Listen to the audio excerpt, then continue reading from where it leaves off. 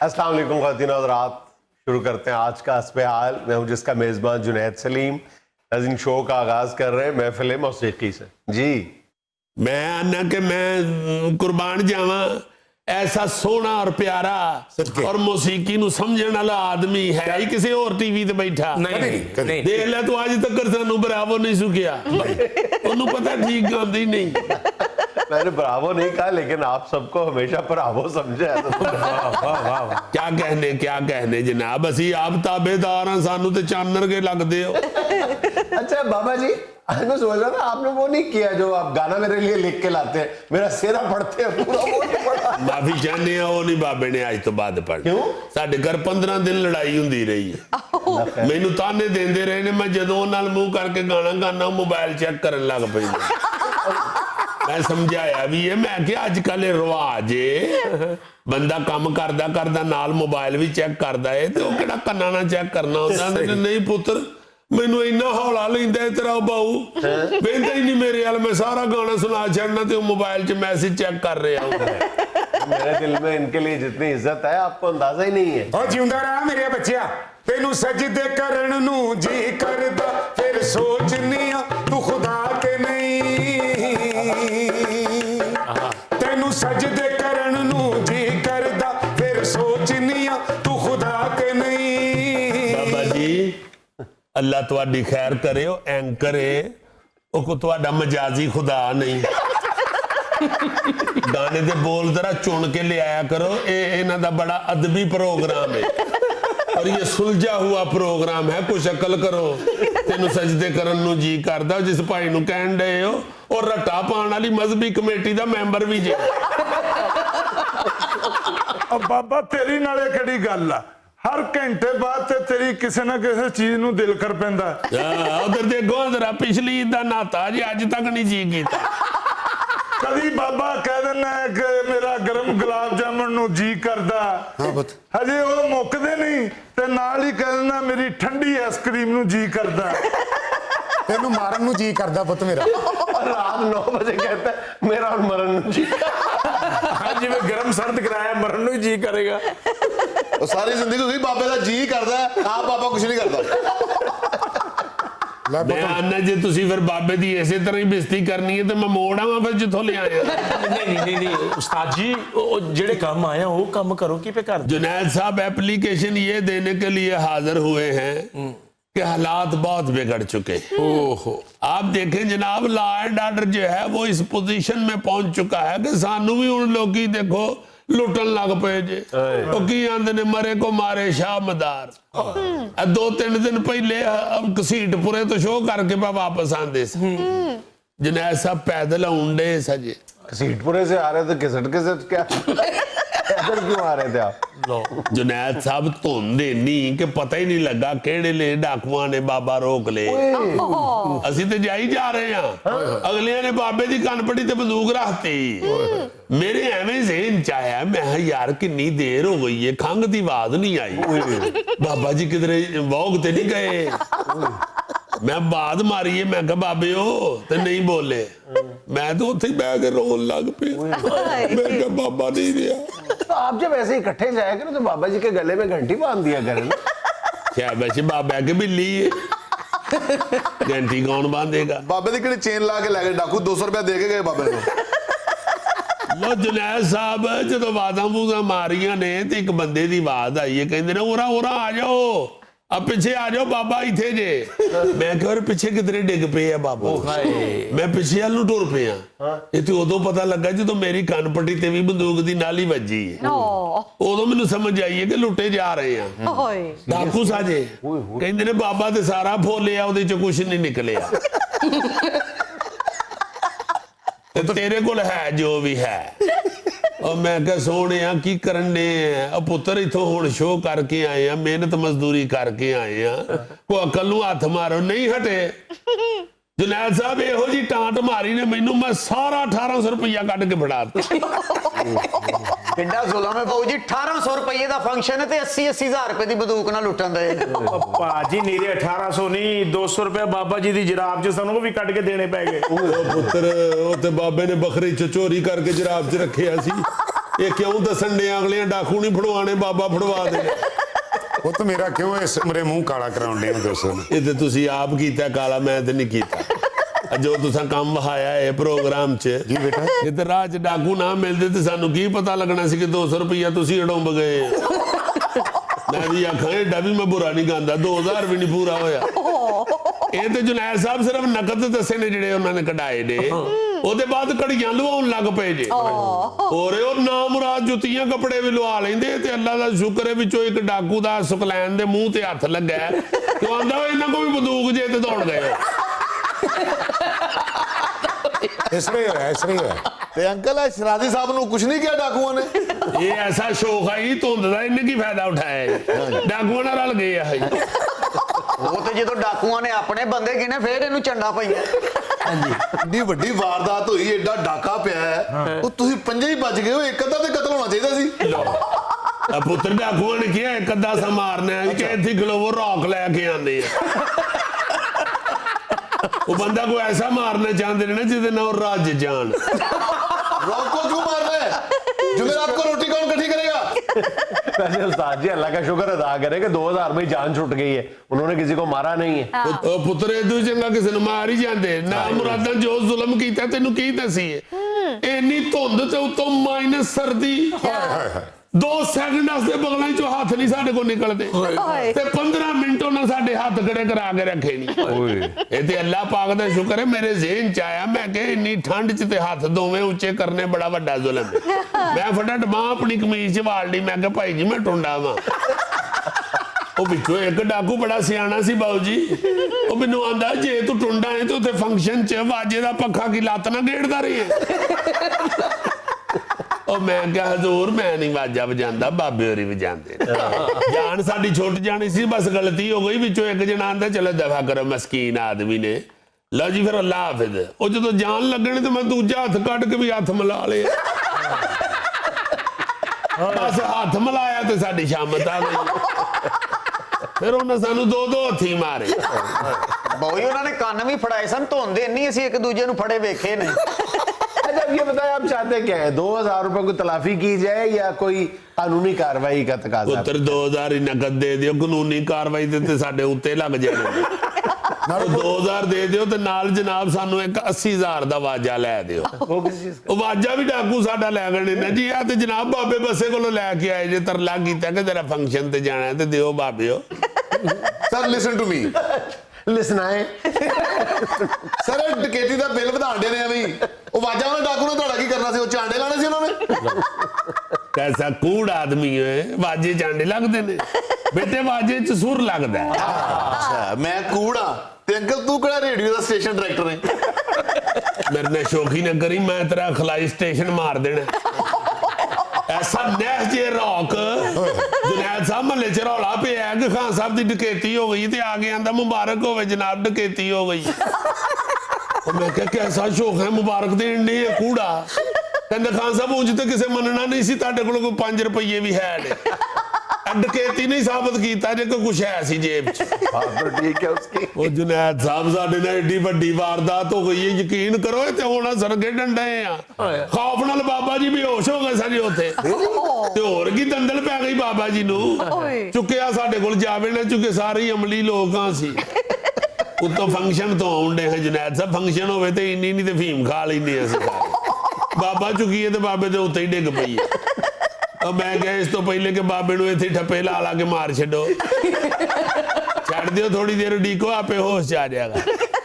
ਤੇ ਬਾਬੇ ਨੂੰ ਜਦੋਂ ਹੋਸ਼ ਆਇਆ ਉੜਦੇ ਹੀ ਗਾਣ ਲੱਗ ਪਏ, ਮਾਏ ਨਹੀਂ ਮੈਂ ਕਿਨੂੰ ਆਖਾਂ ਦਰਦ ਵਿਛੋੜੇ ਦਾ ਹਾਲ ਨੀ, ਮਾਏ ਨਹੀਂ ਮੈਂ ਕਿਨੂੰ ਆਖਾਂ ਹਾਏ ਦੁੱਖਾਂ ਦੀ ਰੋਟੀ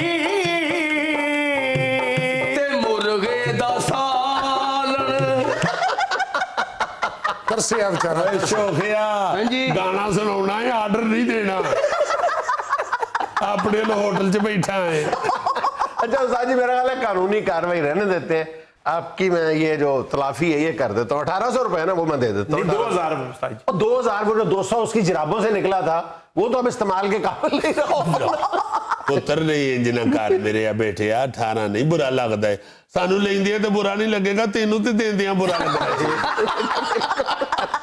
ਪੁੱਤਰ ਬਾਹਰ ਮਰਸੀਡੀਜ਼ ਖਲੋਤੀ ਹੈ ਤੇ ਪੇਮੈਂਟ ਤੂੰ ਸਾਈਕਲ ਵਾਲੀ ਕਰਨ ਦੇ ਅੱਲਾ ਤੇਰੀ ਖੈਰ ਕਰੇ ਪੁੱਤਰ 1800 बुरा लगता है 18000 ते दियो ना चलो फिर रहने देते पुत्र एक मिनट बाहर रख बटवे नु पुत्र इनु ठंड लगन डई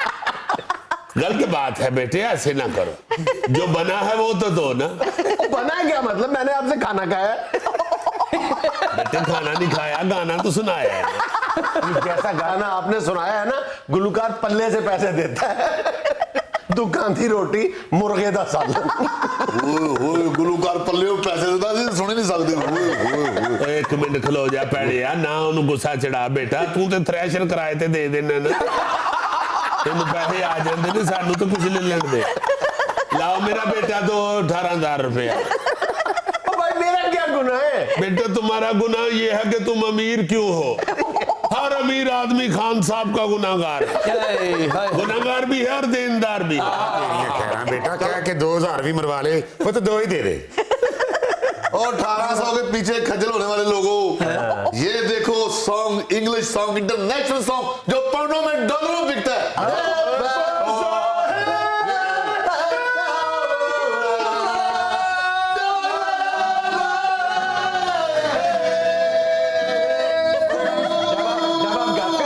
जब आप गाते हैं हाँ जी सबसे खूबसूरत चीज मुझे पता क्या लगती है क्या जी आपके सफेद दांत अगर गाना ना सुनिया करो दंदी बिठा लिया करो एक छोटी सी कमर्शियल ब्रेक हमारे साथ रहिएगा लाहौर और कराची एक अंदाजे के मुताबिक अपने चारों तरफ कमोबेश 20-20 किलोमीटर तक फैल चुके हैं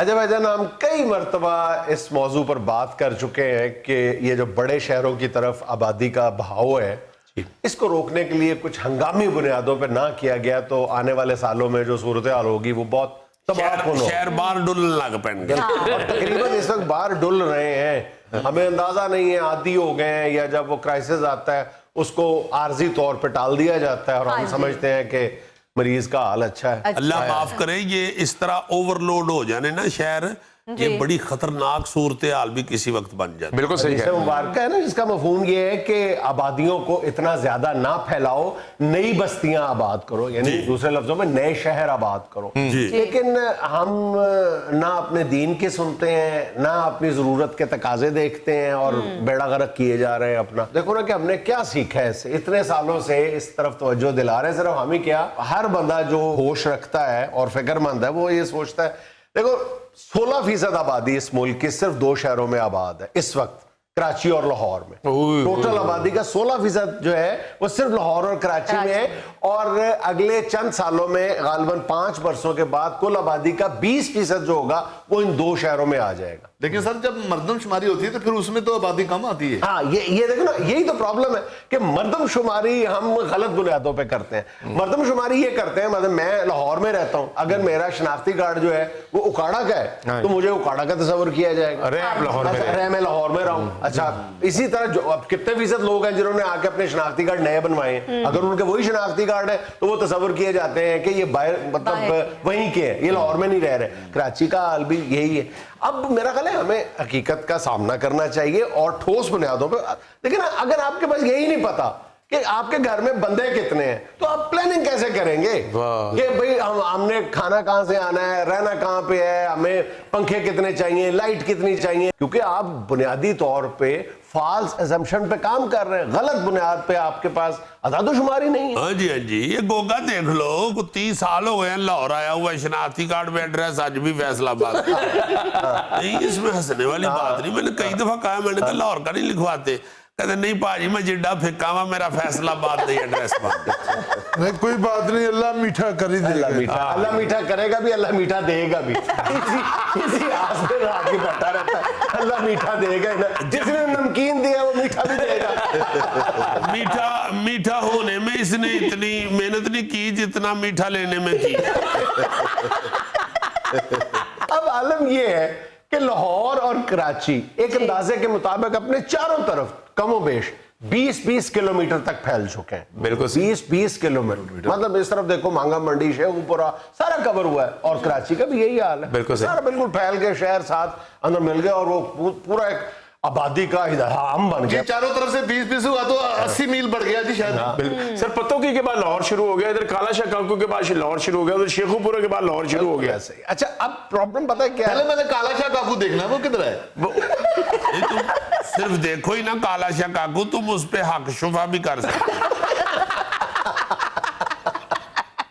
अच्छा यार, ये मैं बहुत सीरियस मसले की तरफ तुम्हारी तवज्जो दिला रहा हूं, तुम्हें जुगतों की पड़ी हुई है। नहीं, ये तो आपने बहुत दफा ये बात की है। अब किसी को होश भी आनी चाहिए ना, को प्लानिंग ऐसी करनी चाहिए। अभी देखें आप, नवा लाहौर, ये लाहौर की बगल में बनाना शुरू हो गए जी। यार, किधरे दूर चले जाओ, थोड़ी सी प्लानिंग करनी चाहिए। ये रावी रिवर फ्रंट जो है ना, ये एक तरह से लाहौर से आबादी को कम करने में ये मावन साबित होगा। बल्कि एक्सपर्ट्स ये कहते हैं कि अगले 30 वर्षों में मरहलावार जो उसकी एक्सपेंशन होती जाएगी, तो अल्टीमेटली लाहौर शहर की आबादी का जो 25% लोड है वो उधर शिफ्ट हो जाएगा। लेकिन इस तरह के आपको प्रोजेक्ट जो है वो बजाय ये कि आप करीब तक करें और दूर भी फैलने चाहिए। जैसे बात हो रही है तो मुझे याद आ गया, वजीर आला साहब को भी शौक चढ़ा है, मौजूदा वजीर आला को, कि मैं भी कोई अस्पताल बनाऊं। तो अस्पताल उधर बना रहे हैं जहां पे आधे किलोमीटर पे पहले ही अस्पताल है। ये फिरोजपुर रोड पे सोच रहे हैं, वो पुरानी सब्जी मंडी जो थी उधर अस्पताल बनेगा, साथ ही आगे जनरल अस्पताल है। इधर चले जाए जनाब अस्पताल है, थोड़ा सा उरे आ जाए गंगाराम है भाई, इधर भगवानपुरे की तरफ, मुल्तान रोड की तरफ परे कोई अस्पताल नहीं है। छोटे शहरों का क्या कसूर है, उनका उधर बना दे। ये जो जितने का आप इधर अस्पताल 1000 बेड का सोच रहे हैं, इतने के आप 4 शहरों में 250 बेड के अस्पताल बना दे। बिल्कुल आपके पास अगर ये फिरोजपुर रोड पे पुरानी सब्जी मंडी वाली जगह खाली है, उसके इर्द गिर्द बेशुमार आबादी है और उनके पास कोई पार्क या कोई बाग नहीं है, तो खुदा वास्ते वहां पे कोई ग्राउंड पार्क बना दे। पार्क ना होने की वजह से आपको अस्पताल बनाने पड़ रहे हैं। इस तरफ भी सोचें, अस्पताल से ज्यादा जरूरी चीज जो है वो पार्क है, वो बागात है, वो सैरगाहें हैं। लोग वहां पे जाएं तो ना बीमार हो, ना आपको अस्पताल की जरूरत पड़े। अच्छा, अब इस बात का तयन कौन करेगा कि किस शहर की कितनी जरूरत है? सबसे पहले तो हमारी बुनियाद ही गलत है।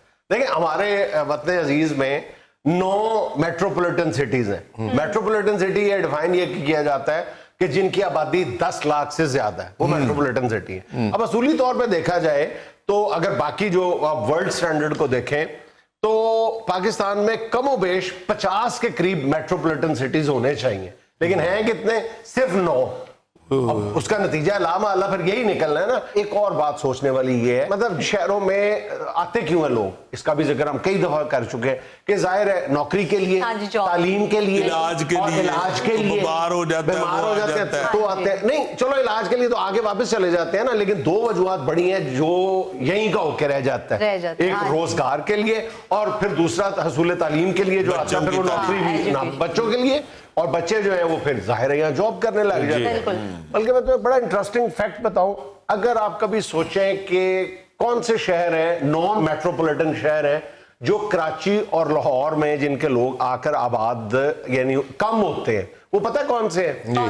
उनमें रहीम यार खान है, उनमें बहावलपुर है, उनमें गालबन सक्खर है, उनमें साहिवाल है, गुजरात, एबटाबाद। ये वो शहर है जहां से लोग निस्बतन दूसरे शहरों की निस्बत से कम बड़े शहरों की तरफ मुंतकिल हो रहे हैं। उसकी वजह क्या है? उसकी वजह ये है कि यहाँ पे जो हेल्थ का, रोजगार का और तालीम का जो इंफ्रास्ट्रक्चर है ना, वो बाकी नॉन मेट्रोपॉलिटन शहरों से कदरे बेहतर है। इसलिए लोग वो अपने शहरों में मुतमईन है, उनको आने की यहाँ पे जरूरत कम महसूस होती है। बिल्कुल। इस बात का जो सबसे बड़ा हाल है वो यही है कि छोटे शहरों में और दही इलाकों में आप वहां पे जो इंडस्ट्रीज बड़ी बड़ी लगाते हैं, मतलब जाहिर है कि एक नेचुरल फ्लो भी होता है इंडस्ट्री का। मतलब अगर कपड़े की इंडस्ट्री लगेगी तो फैसलाबाद के कुर्बो जवार में लगेगी। कोशिश की जाए कि एक नया टेक्सटाइल सिटी कहीं और जाके बनाया जाए, फिर वो वहां से सारे का सारा लोड जो है वो फैसलाबाद से शिफ्ट होगा। इसी तरह जो अगर उकाड़ा में ज़राअत है तो दिपालपुर में भी ज़राअत होगी, साइडों पे भी ज़राअत के सारे सेंटर्स आएंगे। तो जरूरत इस अमर की है कि आप जो ज़रूरी मशीनरी के या ऐसे जो सेंटर्स हैं ये कहीं और जाके भी आबाद करें, लगाएं। तब पूरी की पूरी आबादी वहां पे शिफ्ट हो सकेगी। जैसे लाहौर को चूंकि शुरू से ही कॉलेजों का शहर कहते हैं, हाँ। बिल्कुल। तो आप अगर दूसरी जगहों पे यूनिवर्सिटियां और कॉलेजेस बनाएं जी जी तो यार लोग उधर ही पढ़ना उधर भी शुरू हो जाएं, हाँ जाए। जी। हम अपने प्रोग्राम में कई दफा पिट चुके हैं कि गुजरांवाला एक बहुत बड़ा शहर है और उधर से सारे लोग इधर आ जाते हैं, वहां पे यूनिवर्सिटी दे दें, गुजरांवाला यूनिवर्सिटी, इधर का कैंपस उधर एक बनाया, यार यूनिवर्सिटी दे दियो खुदा दा ना जी, उधर बिल्डिंग शिल्डिंग हर चीज है, सिर्फ आपने यूनिवर्सिटी देनी है। जैसे परे गुजरात में अब यूनिवर्सिटी है, हाँ जी। ये परवेज लाई ने उधर वो जो अपना यूनिवर्सिटी बनाई, उससे बहुत से लोग उधर ही अब अपना काम सीधा कर करवा रहे रहे हैं। हैं। अब हर शहर के अंदर अच्छा कॉलेज और अच्छा अस्पताल दे देना जी, तो लाहौर कराची का लोड आप ही काट जाए। कम हो जाएगा। अज़ाब ये है, हमें अंदाजा नहीं है कि हमारी जो मेन ताकत है वो तो बहरहाल ज़राअत है ना। अब पिछले चंद बरसों के दौरान हमारी ज़राअत जो है वो 13% तक सुकड़ गई है। हर साल 1.3% के हिसाब से हमारी ज़राअत सुकड़ती जा रही है, हमें बिल्कुल एहसास तक नहीं है। हमें जो है वो ये एग्रीकल्चर लेबर नहीं मिल रही। अब देहातों के लोग जो हैं वो शहरों में आ गए हैं, जी। गंदम की कटाई मुतासर हो रही है, मतलब ये लोग हमें बिल्कुल अंदाजा नहीं है। सर ज़राअत सिकुड़ने की एक वजह ये भी है कि ज़राई ज़मीनों पे अब सोसाइटियां बनने लग गई तो हैं। सोसाइटियां क्यों बन रही है ना, इसी वजह से सोसाइटियां बन रही है कि आबादी जो है उसका फ्लो बड़े शहरों की तरफ है आबादी। अब ये एक विशेष सर्कल है जिसमें हम फंसते चले जा रहे हैं, एक वजह दूसरी वजह को जन्म दे रही है। यार सबसे बड़ी बात जो हमने कभी भी उसकी तरफ तवज्जो नहीं दी किसी भी गवर्नमेंट ने, और बात भी बड़ी कम होती है, सबसे बड़ा सूबा है बलोचिस्तान और आबादी उसकी सबसे कम है। वो खुदा वास्ते उसको जाके उधर बड़े बड़े शहर बसाओ, अच्छे उधर यूनिवर्सिटियां कॉलेजेस बनाओ, बहुत बेहतरीन अस्पताल बनाओ, ऑटोमेटिक लोग जाना शुरू हो जाए। अब नहीं ऐसा कर रहे तो उसका जो नतीजा निकल रहा है वो पिछले 5 वर्षों के दौरान लाहौर और कराची शहरों में मकानों के किराए जो है वो दुगने हो गए। बिल्कुल। नाज़रीन, यहाँ में लेना एक छोटा सा वक्फा, हमारे साथ रहिएगा।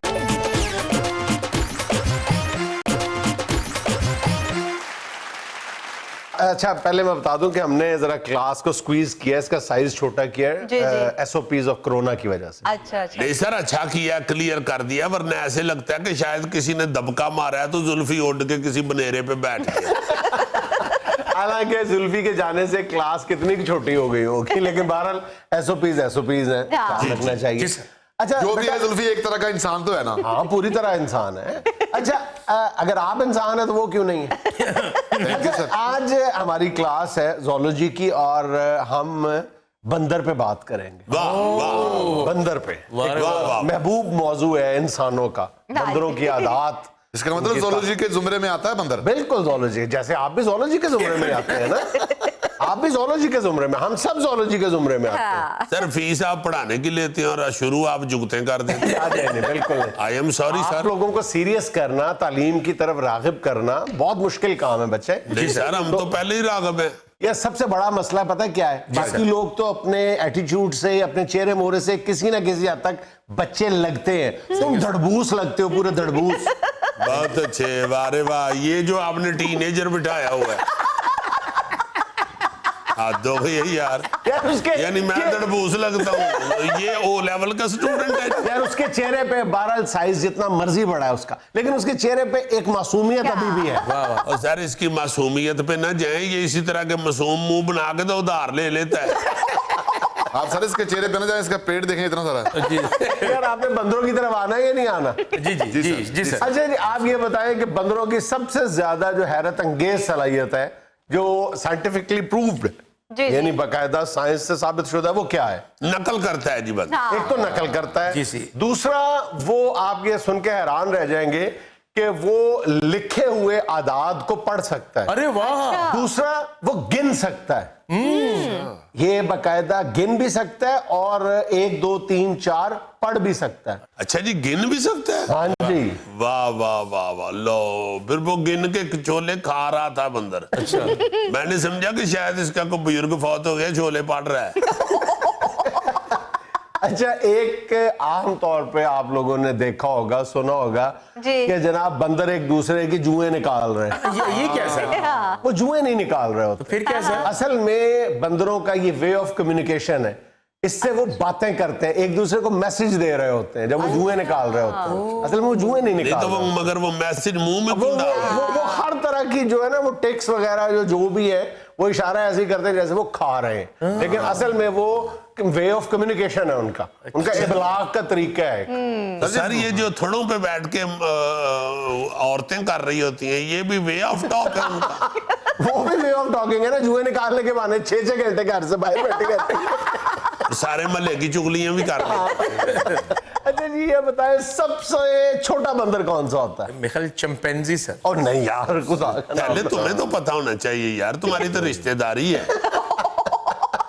स्मॉल मॉन्की है, स्मॉल पिग्मी मार्मोसेट।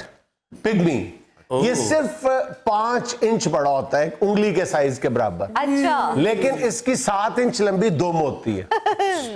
यानी टोटल जो उसका फिर हो गया जो लंबाई होगी वो 12 इंच होगी, लेकिन मतलब जिस्म बहुत उसका छोटा होता है। बहुत छोटा होता है। ये सर ये दुबई के चिड़ियाघर में है। हाँ, और इस पिग्मी की सबसे बड़ी जो सलाहियत है वो ये है कि ये एक दरख्त से दूसरे दरख्त तक जंप करते हुए जी। 15 फुट का फासला ये तय कर सकते हैं। अरे वाह। अच्छा सर, ये अगर दुबई के चिड़ियाघर में है तो क्लास हमारी देखनी जाएगी उधर बंदर को? सोचा जा सकता है, आप लाख लाख रुपए जमा कराएं, 4 लाख हो जाएगा, 5 में मेरी टिकट आ जाएगी। इस सर ने कहाँ लेके जाना है, ये कभी शालामार बाग नहीं लेके। अच्छा अभी मैंने आपको बताया कि बंदर जो है वो कितनी ताकत रखता है जब वो छलांग लगाता है एक दरख्त से दूसरे दरख्त। 15 फुट। आम तौर पे बंदर जो है वो दरख्तों के जरिए छलांग लगा के ही मतलब एक जगह से दूसरी जगह जाते हैं जी। लेकिन साइंस ये बताती है कि एक और तरीका भी बंदर इख्तियार करते हैं, वो ये कि ये हिरन की कमर पे बैठ के सफर करते हैं। अच्छा। हिरन की कमर पे बैठ के सफर करते हैं और जहां हिरन को ड्रॉप करता है फिर ये वो तो अगला रक्षा करा लेंगे। फिर ये उनका किराया देते हैं या तो उनकी ग्रूमिंग करते हैं, उनको कंघी कर देते हैं हिरनों को, या फिर उनको कोई खाने पीने के लिए चीज देते हैं। अच्छा जी। गुड। वाह वाह वाह। यार है बंदर जब सफर पे निकलता है तो नाल कीमे वाले परांठे बनवा लेते हैं। यार पता नहीं वो खुद बनाता है या नहीं, लेकिन कीमे वाले पराठे सर्व जरूर कर सकता है, क्योंकि जापान में एक रेस्टोरेंट है जहां पे सारे के सारे जो बैरे हैं वो बंदर हैं। बहुत अच्छे। इन वेटरों को तो अगर बंदा टिप ना दे तो ये आगे से घरूंडे मारते होंगे। अच्छा बंदर के बारे में आप क्या जानते हैं? जब बंदर हमला भी कर देता है, क्या आपको पता है कि उसने आज तक किस शख्स की जान ली है? इसने जान भी ली है सर? हाँ, इसने एक बहुत बड़े आदमी की जान ली हुई है। सिकंदर आजम, जिसने 1 लाख से ज्यादा लोगों का कत्लेआम किया हुआ है। जी जी। सिकंदर आजम की डेथ कैसे हुई थी? उसके पालतू बंदर ने उसको काटा था, जिसके बाद वो बीमार पड़ गया और फिर बिलाखिर वो चला गया। सर वो जो आप बताते होते हैं कि सिकंदर जब गए दुनिया से दोनों हाथ खाली थे, ये मेरा ख्याल है इस बांदर ने नाल सिकंदर नु मारिया भी सी ते नाल ओदी जेब चों पैसे भी कट ले सी। नाज़रीन यहाँ में लेना एक छोटा सा वक्फा, हमारे साथ रहिए। फिर गरीब हो जाए। नहीं गरीब ना वो आता बढ़िया नहीं हो जाओ तुम, जितने पैसे तुम्हारे पास है ना वो थैले को दे दो, थोड़ी देर के लिए गुर्बत का मजा ले लो।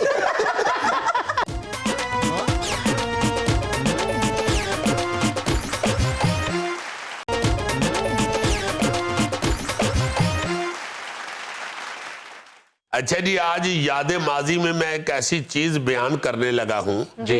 सेगमेंट चूंकि प्यालियों के क्लोज से शुरू हुआ है तो मैं आपको बताता चलूं, आजकल सर्दियां हैं ना जी। तो मैं सोच रहा था कि चंद चीजें गायब ही हो गई हैं जो सर्दियों में बड़ी नजर आती थी।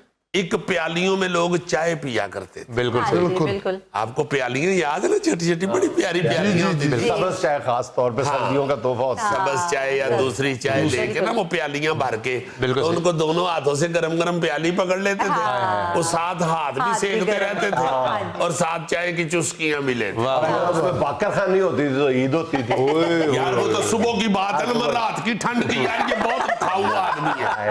फौरन इसका उंज गोगे नु कहंदा है, खुद आप घर जाके इसके देखो ईमान से अपने बच्चों की चीजें खो के खा रहे। बच्चे बेचारे कोई चीज मंगाते नहीं हो, रहने दो पापा दी रिकॉर्डिंग नीचे पिज्जा ना मंगाना। मैं उन्होंने नाश्ते पता है कि में एक पीस साढ़े हथे आना है, बाकी 9 पीस पापे ने खाए। एक मिनट, मैं पूरे नाश्ते में एक डबल रोटी खाता हूँ। यानी एक स्लाइस नहीं, एक डबल रोटी है। क्यों जी? यानी 18 पीस वाली एक डबल रोटी खाना।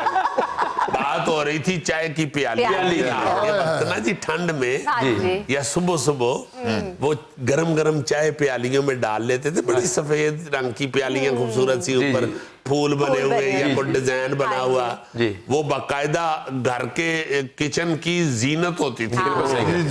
उनको ना परछत्ती के ऊपर सजाया होता था और उसमें फिर चाय डाल के तो पी जाती थी, और फिर सुबह के टाइम उसका मजा लिया जाता था, बाकरखानियां डाल के या नान साथ खाया जाता था, जिसे कुलचा कहते हैं। अच्छा, उसके साथ साथ मुझे याद आ रहा था कि इस तरह के जब मजमे लगते थे या दायरे बनते थे बैठ के खाने पीने के, तो खास तौर पे सर्दियों में दरमियान में एक अंगीठी होती थी, वो मिट्टी की अंगीठी होती थी।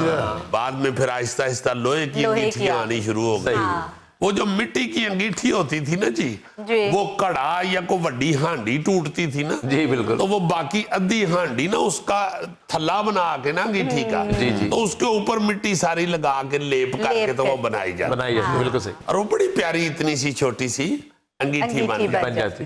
उसमें फिर लकड़ियों के डक या छोटी लकड़ियां या कोयले डाल के उनको पका के तो साथ साथ उसका आग का मजा लिया जाता था और साथ साथ गर्म प्याली का। आहिस्ता आहिस्ता फिर वो प्यालियों को कुंडियां लग गई, कुंडे लग गए, वो कप। और कितनी देर तक मुझे याद है कि बुजुर्ग ये कहा करते थे कि या मुझे ना कप में चाय डाल के प्याली में तो मुझे नहीं मजा आता। उनको एक आदत पड़ी हुई थी ना सारी जिंदगी। फिर हमने चूंकि वो कप की डंडी पकड़ ली और हमें आहिस्ता आहिस्ता आदत पड़ गई, और प्याली बेचारी कहती है कि अच्छा हुण तुसीं फिर कप नूं रखो, मैं चलनी है। वो घरों से वो प्यालियां गायब हो गई। और मुझे याद है कि वो प्याली जो थी वो सिर्फ पीने के काम आती थी, खाने के नहीं। खाना खाने के लिए अलहदा दूसरी कौलियां होती थी, प्याली में सालन नहीं डाला जाता, बल्कि वो कटोरियों में सालन। प्याली में अगर कोई सालन डाल के देता था तो वो समझते थे कि इनके घर में कोई और बर्तन नहीं, वो सिर्फ चाय या कोई यखनी वखनी या कोई इस तरह की चीज पीने का ही काम है। तो वो जो अंगीठियां है ना जी, उसको भी फिर आहिस्ता आहिस्ता उसकी जगह पहले लोहे की अंगीठियों ने ली, फिर उतरा बत्तियां वाला चूल्हा आ गया, जेड़ा पाटन भी लग पिया, जिहदी नूं डाडी हुंदी सी उहदे घर चूल्हा जरूर पाट। ਇਹ ਨਹੀਂ ਸਾਨੂੰ ਅੱਜ ਤੱਕ ਸਮਝ ਆਈ ਕਿ ਯਾਰ ਇਹ ਨੂੰਹ ਵਾਲੇ ਘਰ ਕਿਉਂ ਚੁੱਲ੍ਹਾ ਪਾੜ, ਚੁੱਲ੍ਹੇ ਦੀ ਕਾਹਦੀ ਦੁਸ਼ਮਣੀ ਹੈ ਸਿਰਫ ਨੂੰਹ ਨਾਲ। ਇਹ ਚੁੱਲ੍ਹਾ ਪਾੜ ਕੇ ਕਦੀ ਸੱਸ ਨਹੀਂ ਕੋਈ ਵਿਚਾਰੀ सड़ी। अब ये देखो कि चूल्हा होता सास का है, मरती बहू है हमेशा। देखो ना यार, यानी सस ने पता नहीं उनको महीना लाया होंगे चूल्हे नूं कि मेरे वाली तू नहीं आना। अच्छा, फिर आहिस्ता आहिस्ता सुई गैस आ गई है। सुई गैस भी हमारे सामने है। अच्छा जी, सॉरी, ये थैला वो डब्बे में, लोहे के डब्बे में डाल के कोले उसको घुमाता था ऐसे। हाँ, वो कोयले पकाने के लिए ना उनको हवा लगाने के लिए घुमाते थे। अच्छा, एक और बड़ी मजे की बात है कि वो अंगीठियां जो है ना, वो तो एक तो होती है ना बड़े साइज की पूरे मजमे वाली, एक छोटी छोटी भी होती थी, और अक्सर वो ना जी मेज पे ही साथ रख ली जाती थी। साथ साथ दाल का जी सेक आ रहा है, खब्बा कान सेक गर्म हो गया तो सज्जा ठंडा रह गया। यार इधर आके गल कर, मैनू इधरों नहीं नजर सुनाई दे रही। हाँ जी, मेरा ख्याल उसे पड़ोली अंगीठी कहते थे। हाँ, बिल्कुल याद है मुझे। और फिर ये तो होती थी ना जी मूवेबल, मोबाइल अंगीठियां होती थी। कुछ अंगीठियां फिर घरों में फिक्स भी इसी तरह बनी होती थी, उन पे खैर हांडी रोटी भी हो जाती थी, और साथ वो जला के उसके इर्द गिर्द पूरी फैमिली बैठी। बड़ा मजा आता था। और ये चीजें जो है ना जी, ये खत्म होने की वजह से इकट्ठा बैठना भी हम छोड़ गए। फिर गरीब हो जाए, फिर गरीब हो जाए। गरीब ना वो आता बढ़िया हो जाओ तुम, जितने पैसे तुम्हारे पास है ना वो थैले को दे दो, थोड़ी देर के लिए गुर्बत का मजा ले लो। अल्लाह पाक दे सबको, बहुत ज्यादा दे। ये रवायात साथ साथ मेरा ख्याल है छोड़नी नहीं चाहिए। वो उनसे आपका एक कल्चर नजर आता है, और ये कोई छोटी बात नहीं है, मामूली बात नहीं है कि ये अंगीठी जो होती थी ये बाकायदा लोगों को इकट्ठा बिठाती थी। ਹੁਣ ਤੇ ਬਜ਼ੁਰਗਾਂ ਦੇ ਕਹਿਣ ਤੇ ਨਹੀਂ ਇਕੱਠੇ ਬੈਠਦੇ, ਉਦੋਂ अंगीठी ਦੇ ਕਹਿਣ ਤੇ ਬਹਿ ਜਾਂਦੇ। उसके बाद टीवी आ गया इकट्ठा बिठाने वाला, वो भी अब खत्म होता जा रहा है। नहीं जी, खत्म तो नहीं हुआ, टीवी हर घर में है, मगर ये जब मोबाइल आया ना, क्या छो टीवी पर कले कले हो गए, देखो भाई। नाज़रीन, ये था आज का अस्पताल, और आज की छोटी सी बात ये, किसी को डर कि खुदा देख रहा है, किसी की दुआ कि खुदा देखता रहे। वाह खुश रहें, खुश रखें। वाह जी। आपसे मुलाकात होगी इंशाल्लाह कल। अल्लाह हाफ़िज़।